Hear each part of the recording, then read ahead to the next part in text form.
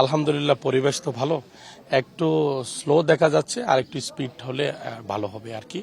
আশা করি আল্লাহ রহমতে মাত্র শুরু হলো, আল্লাহ রহমতে সব কিছু ঠিক আছে। একটু দোয়া করবেন যেন আমার এই চট্টগ্রাম 14 চন্দনায় আংশিক সাতকা নিয়ে যেন সুষ্ঠু নির্বাচনটা হয়। আমাদের যে সনাতন ধর্মী ভাইরা বোনরা, ওদেরকে তো গত 2 দিন ধরে তাদেরকে বিভিন্ন আপনার এই হিন্দু সম্প্রদায়ের নেতৃত্বে যারা আছে তাদেরকে বিভিন্ন হুমকি দেওয়া হচ্ছে এবং তাদেরকে বলা হচ্ছে তারা যেন ভোট কেন্দ্রে না যায়। তো এটা আমি আইন শৃঙ্খলা বাহিনী এবং নির্বাচন কমিশনকে আমি জানিয়েছি। দেখা যাক আজকে ইনশাল্লাহ কি হয়। দিন শেষে রেজাল্ট যেটা হবে সেটা মেনে নিচ্ছেন কিনা? অবশ্যই ইনশাল্লাহ, অবশ্যই মেনে নেব।